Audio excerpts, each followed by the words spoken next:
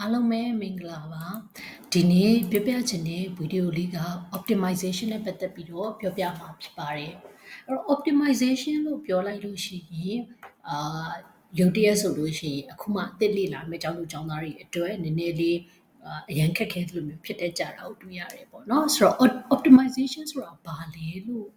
နည်းနည်းစဉ်းစားကြည့်ရအောင်နော်အဲ့တော့ optimization ဆိုတာကသင်္ချာ equation တစ်ခုပေါ့နော်သင်္ချာ equation တစ်ခုအနေနဲ့ပြောမယ်ဆိုလို့ရှိရင်သူ့ရဲ့ဒီသင်္ချာ equation မှာအမြင့်ဆုံးတန်ဖိုးသို့မဟုတ်အနည်းဆုံးတန်ဖိုးကိုရှာဖွေတာမျိုးပြောတာ okay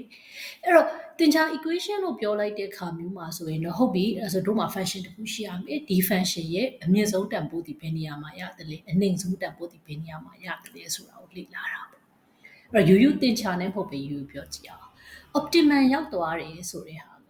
ဘာကိုပြောပြချင်တာလဲဆိုလို့ရှိရင်ဥပမာဆိုပါစို့ကျွန်တော်တို့တွေတောင်တက်ကြမယ်ဒီတောင်ထိပ်ကိုရောက်ဖို့ရအတွက်တက်နိုင်တဲ့နီလန်းအမျိုးမျိုးရှိတယ်ပေါ့နော်အဲ့တော့နီလန်းအမျိုးမျိုးတွေကမှလူတက်တောင့်တက်တာအဖြစ်ဆုံးတဲ့အချိန်တိုတွင်ရောက်နိုင်တဲ့လမ်းဒီအကောင်းဆုံးပေါ့ဒါ optimum ဖြစ်တယ်လို့ပြောတာဒါဆိုရင်ဒီခီးကိုသွားတဲ့အခါမှာဟလာဖြစ်နိုင်တဲ့ဒီလမ်းကြောင်းတစ်ခုချင်းစီရဲ့အနေအထားရှိမယ်အဲ့လမ်းကြောင်းအနေအထားတွေကမှအကောင်းဆုံးသောအလမ်းကြောင်းကိုရှာဖွေတာဒါဒီ optimization ဖြစ်တယ်ပေါ့ဆိုတော့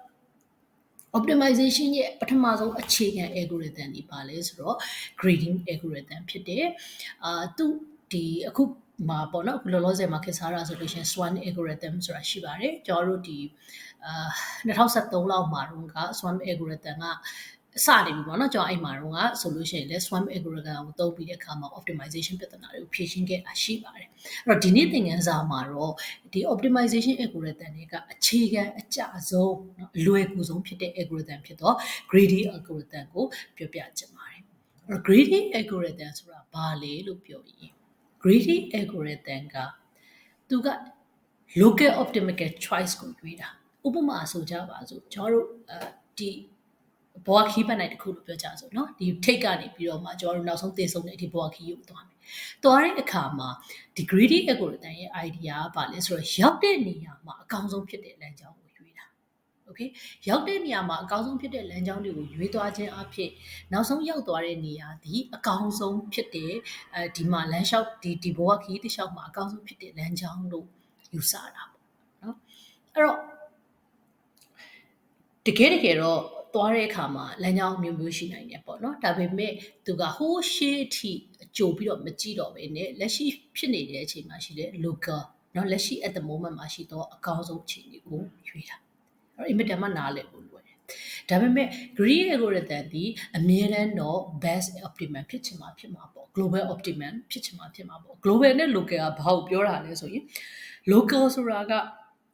okay တောထဲကိုတစ်ခုကိုသွားတယ်ပေါ့နော်ဒီတောကနေပြီးတဲ့ခါကျတော့ခုနတောင်တက်တဲ့ဥပမာပဲပြန်စဉ်းစားရအောင်တောင်တက်နေတဲ့အချိန်မှာဆိုလို့ရှိရင်ခုနကပြောသလိုပဲလမ်းကြောင်းတွေအများကြီးရှိတယ်အဲ့လမ်းကြောင်းတွေအများကြီးတည်းကမှအကောင်းဆုံးသောလမ်းကြောင်းဒီဒါ global optimum ပေါ့နော်ဒီလမ်းကြောင်းအစအဆုံးတွေအကောင်းဆုံးသော optimum ကိုပြောတာလမ်းကြောင်းအကောင်းဆုံးဒါပေမဲ့ဥပမာကြိုက်ခီးတက်တယ်လို့စဉ်းစားရအောင်ကြိုက်ခီးတက်တယ်လို့စဉ်းစားတဲ့အခါမှာတစ်ဖြတ်ပေါ့နော်တစ်ဖြတ်တစ်ပွိုင်းကိုရောက်သွားတဲ့အချိန်မှာကိုရွေးချယ်ရတော့မယ်ဘယ်သွားမလားညာသွားမလားအဲ့ထဲကမှဘယ်ဟာပို့လွယ်တယ်ဆိုရင်ဘယ်ကိုရွေးလိုက်မယ်အဲ့လိုပဲနောက်ထပ်တစ်ခုရောက်သွားမယ်ဟလာကင်မွန်စကန်ရောက်သွားပြီကင်မွန်စကန်ရောက်သွားပြီဆိုရင်ကိုကဘယ်လားညာလားလွယ်တဲ့ဟာကိုရွေးမယ်ဒါကို local optimal လို့ခေါ်တာ grading algorithm ကဒီ method နဲ့သုံးတာ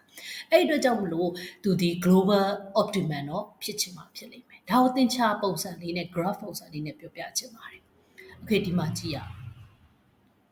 ကျွန်တော်တို့အခုရွေးမှာကဘာလဲဆိုလို့ရှိရင်ဒါ graph note လေးတွေပေါ့နော်ဒီကိုက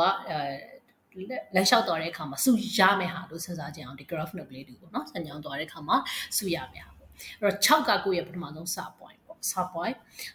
ကိုတွေးတဲ့အခါမှာဟိုဘက်မှာ4ရှိတယ်ဒီဘက်မှာ3ရှိတယ်ဒီ graph မှာ4နဲ့3နဲ့ရှိတယ်အဲ့ဒီဒါဆိုလို့ရှိရင်ပို့ပြီးများတဲ့ကောင်ရွေးမယ်ဆိုတော့တေချာကြီးလေကျွန်တော်တို့4ကိုရွေးမှာပေါ့ဒါ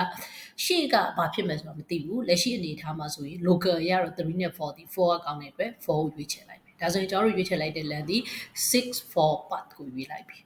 okay နောက်တစ်ဆင့်ဆက်သွားမယ်နောက်တစ်ဆင့်ဆက်သွားတဲ့အခါမှာကျွန်တော်တို့4ကိုရောက်နေပြီဖြစ်တဲ့အတွက်14နဲ့1 11နဲ့ပဲရှင်းရွေးရမှာဖြစ်တဲ့အတွက်14ကိုရွေးမယ်ဒါဆိုရင်14ကိုရွေးလိုက်တဲ့အတွက်သူဒီခီးစဉ်ကိုဒီ graph တိုင်းလိုက်လိုက်တဲ့အခါမှာသူရတဲ့စုချေးဒီဘယ်လောက်ရလဲဆိုတော့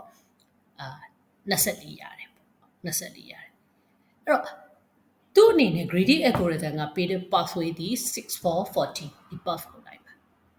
ဒါပေမဲ့ global နည်းနဲ့ကြည့်အောင်ဒါတော့ဒါ graph မှာမြင်တာနေလို့ global နည်းနဲ့ကြည့်မယ်ဆိုရင်ဒီဘက်ချမ်းမှာရှိတဲ့3 pathway 6320ဖြစ်တဲ့အတွက်29ဒီဘက် pathway ကို3ဖြစ်တဲ့လမ်းကြောင်းကိုရွေးခဲ့ရင်သူဒီပါဖြစ်မှာလဲဆိုရင် best optimal ဖြစ်မှာအဲ့တော့6ကနေပြီးတော့အဆုံးပေါ့နော်ပထမအဆင့်နောက်ဆုံးဆုံးဖြစ်သွား3ကြောင်းရှိတယ်6 3 20က29ရတယ်6 44က24ရတယ်6 41ကတော့ဘာပဲရမလဲဆို21ပဲရမယ်အဲ့တော့ global ဖြစ်တဲ့ကောင်ဒီ29က global ဖြစ်တဲ့ကောင်သို့တော့ gradient algorithm ရဆိုရင်တော့ဘာပဲရမှာတော့6 4 14ကိုပဲရမှာဘာဖြစ်လို့လဲသူကအဲ့ဒီ point မှာရှိတဲ့ဒုတိယအဆင့်မှာရှိတဲ့အကောင်းဆုံးဖြစ်တဲ့ဟာကိုပဲရွေးချယ်လို့ရမယ်နော် okay နောက်ထပ်တစ်ခုကြည့်အောင်ကျမတို့ A ကနေ F ကိုသွားမယ် A ကနေ F ကိုသွားမယ်ဒီတစ်ခါကျတော့ခုနကတော့စုချင်းယူတာမဟုတ်ဘဲနဲ့weight ကိုပေးထားတယ်ဥပမာ A နဲ့ B ကိုသွားတဲ့ဂျားထဲမှာရှိတဲ့ခက်ခဲတွေပေါ့နော်အခက်ခဲတွေကိုသူကကိန်းဂဏန်းနဲ့ဖော်ပြထားတယ်ကဏ္ဍကြီးလေးပို့ပြီးခက်ခဲများတယ်လို့ယူဆကြရအောင်ဆိုတော့ A ကနေ B နဲ့ C နဲ့ကိုသွားမယ်ဆိုတဲ့အခါမှာသူ့ရဲ့ရွေးချယ်မှုဒီဘာဖြစ်မလဲဆိုလို့ရှိရင် B ဆိုရင်ပို့ပြီးတော့ခက်ခဲမယ် C ကပို့လွယ်မယ်ဒါကြောင့်မို့ B ကိုရွေးလိုက်မလဲ C ကိုရွေးလိုက်မယ်ဟုတ်ပြီနော် C point ကိုရောက်သွားပြီအဲ့တော့ C point လေးမှာရက်ပြီးတော့ကျွန်တော်တို့စဉ်းစားရတော့မယ်ဘယ်လမ်းကြောင်းကိုသွားလို့ရလဲ C ကနေသွားလို့ရတဲ့လမ်းကြောင်းဒီ E တခုပဲရှိတယ်3တခုပဲရှိတယ်သူဒီ B ကိုပြန်သွားလို့မရအောင်မြားကိုကြည့်လိုက် C ကနေ B ကိုသွားလို့မရအောင်ဆိုတော့ तू ကနေပြီးတော့ E ကိုပဲသွားမယ်ဟုတ်ပြီနော် A C C ကနေ E ဆိုတော့ तू 9ကုန်သွားပြီ okay now E ကိုရောက်သွားပြီ E ကနေသွားလို့ရတဲ့လမ်းကြောင်းဒီလည်းဘာပဲရှိတော့ D ပဲရှိတယ်အဲ့တော့ तू D ကိုရွေးချယ်လိုက်ပြီး D ကနေပဲသွားမလဲ F ကိုရွေးချယ်လိုက်ပြီအဲ့တော့ဒီခီးစနဲ့တခြားမှာ तू ကြုံခဲ့ရတဲ့အခက်အခဲဒီနှစ်အပေါင်း3ပေါင်း4ပေါင်း17လို့ဖြစ်တဲ့အတွက်20ကုန်တယ်လို့ပြောလို့ရမယ်ဒီ graph ရနော်အဲ့ဒီလိုမဟုတ်ဘဲနဲ့ A B C E D F လို့သွားရင်လေသူဒီပို့ပြီးတော့ပြင်ပန်းမယ် A B D F ကိုသွားရင်လေသူဒီပို့ပြင်ပန်းမယ်ဒီကိစ္စမှာတော့ local optimum ကိုဆုံးဖြတ်လိုက်ခြင်းဒီဘာဖြစ်လဲ global optimum လေဖြစ်နေတာကိုတွေ့ရတယ်ဆိုတော့ greedy algorithm ကအင်မတန်မှနားလည်ဖို့လွယ်တယ် graph theory တွေ neural network တွေဒီဟာတွေမှာလည်းဒီသဘောတရားအခြေခံတွေကိုသုံးလို့ရတယ်အသုံးပြုလို့ရတယ်ပေါ့နော်အဲ့တော့ဒါပေမဲ့ greedy algorithm ရဲ့ challenge ကဘာလဲဆိုတော့အများအား global ဖြစ်နေတာပေါ့နော် the local optimal choice ကိုရွေးချယ်တာဖြစ်လို့အတွက်ဖြစ်တယ် okay နောက်ထပ်ပို့စာလေးတစ်ခုစဉ်းစားရအောင် greedy algorithm ရဲ့ပို့စာလေးတစ်ခုအခုပတ်စံရှင်းရတော့မယ်ပေါ့နော်ဈေးတဲ့ကိုပတ်စံရှင်းရတော့မယ်ဈေးတဲ့ကိုပတ်စံရှင်းဖို့အတွက်ဈေးတဲ့ကိုပေးရမယ့်ပတ်စံက$18ပေးရခုလက်ထဲမှာရှိနေတာက$5 coin ရှိတယ်$2 coin ရှိတယ်$1 coin ရှိတယ်အဲ့တော့ဒီဈေးတဲ့ကိုပတ်စံပေးလိုက်တဲ့အခါမှာဟလာအ coin တွေအများကြီးမပေးချင်ဘူးပေါ့တက်နိုင်တဲ့ coin ကို short ပြီးတော့ပေးချင်တာပေါ့နော်သူဒီဈေးတဲ့ကအများကြီးတည်နေရမှာဆိုလို့သူအနေနဲ့ okay အဲ့တော့ဟုတ်ပြီဒါဆိုလို့ရှိရင်ကျွန်တော်တို့ဘယ်လိုစဉ်းစားမလဲပထမအဦးဆုံးရွေးလိုက်ရမယ့် coin ဒီဘယ် coin ဖြစ်မလဲအကြီးဆုံးဟာကိုရွေးရမှာပေါ့ဟုတ်တယ်မလားပထမဆုံးရွေးမယ့် coin ဒီဘာကိုရွေးမလဲဆိုရင်အကြီးဆုံး coin 5ကိုရွေးလိုက်ပါပေါ့အဲ့တော့5ကိုရွေးလိုက်တဲ့အခါမှာနောက်ထပ်ဘယ်နှခုပေးဖို့ကြံသေးအောင်$13ပေးဖို့ကြံသေးတယ်ဒါဆိုနောက်ထပ်5အကြီးဆုံး coin တစ်ခုပဲရွေးလိုက်ပါပေါ့ဟုတ်ပြီနော်နှစ်ခုရသွားပြီနောက်ထပ်တစ် coin ထပ်စဉ်းစားရအောင်မယ်ဒါဆိုရင်ကိုကဘယ်လောက်ကြံသေးလဲ$10ပြီးတော့$8ကျန်သေးတယ်အဲ့တော့$8အတွက်ကိုပေးဖို့အတွက်ဆိုရင်$5 coin နဲ့ပေးလို့ရသေးတော့$5 coin 3ခုပေးမယ်$5 coin 4ခုပေးလို့ရလားမရဘူး तू ကဘာဖြစ်သွားပြီလို့20ဖြစ်သွားပြီ18ထက်ကျော်သွားတော့ပေးလို့မရတော့ဒါဆိုလို့ရှိရင်ကိုကဒီ5ကိုမစဉ်းစားတော့ဘူး$2 coin နဲ့$1 coin ကိုစဉ်းစားမယ်ဒါဆိုရင်$2 coin နဲ့$1 coin တွေမှာများတာဘာတူလဲ2ဖြစ်တဲ့အတွက်2ကိုရွေးမယ်okay အဲ့တော့9နှစ်ဆိုတော့18ရသွားပြီနောက်ဆုံးတစ်ခုကတော့အသေးချသွားပြီဘာပဲရွေးဖို့လိုရှိတော့လဲဆိုရင်$1 coin ကိုပဲရွေးတော့မယ်ဒါဆိုရင်ရွေးလိုက်မဲ့ဟာဒီဘယ်တစ်ခုဖြစ်သွားမလို့$5 coin 3ခု$2 coin တစ်ခု$1 coin တစ်ခုဆိုတော့ coin 5ခုလည်းနဲ့ပေးုံနဲ့$18ပြည့်စုံသွားမယ်ဟုတ်ပြီနော်အဲ့တော့$1 coin 18ခုလည်းပေးလို့ရတယ်$5 coin 3ခု$2 coin $1 coin နဲ့ပေးလို့ရတယ်အဲ့လိုပဲ$2 coin 6ခုနဲ့ပေးလို့ရတယ်အဲ့တော့ဒီပုံစံအတွက်ကိုရွေးချယ်လိုက်တဲ့ greedy algorithm သဘောတရားအရရွေးချယ်လိုက်တဲ့ coin တွေအတွက်ဒီ global optimum ဖြစ်တယ်လို့ local optimum ရလဲမှန်ခဲ့တယ်ဘာမှမထင်ပါတယ်နော်ဆိုတော့greedy algorithm ဒီ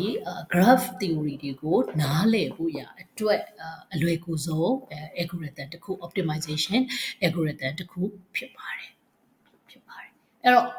ဒီ optimization algorithm ဆိုတာကိုချုပ်ပြီးပြန်ပြောပြရမယ်ဆိုလို့ရှိရင် optimization algorithm ဆိုတာသင်္ချာသဘောတရားနဲ့ပြောလို့ရှိရင် function တစ်ခုအတွက်အကြီးဆုံးသို့မဟုတ်အငယ်ဆုံးဖြစ်တဲ့ဟာကိုရှာတာတကယ်လည်းတွေ့မှလည်းအဲ့ဒီလိုပဲ graph theory အရပြောမယ်ဆိုလို့ရှိရင် point တစ်ခုကနေ point တစ်ခုကိုသွားတဲ့အခါမှာအလွယ်ကူဆုံးဖြစ်မယ်နီး shortest ဖြစ်မယ်နီး shorter pathway ဖြစ်မယ်နီးအဲ့ဒီနီးနဲ့အလွယ်ဆုံးဖြစ်သောနီးနဲ့ရောက်နိုင်မဲ့ဟာကိုရှာတာဒါတွေဒီ greedy algorithm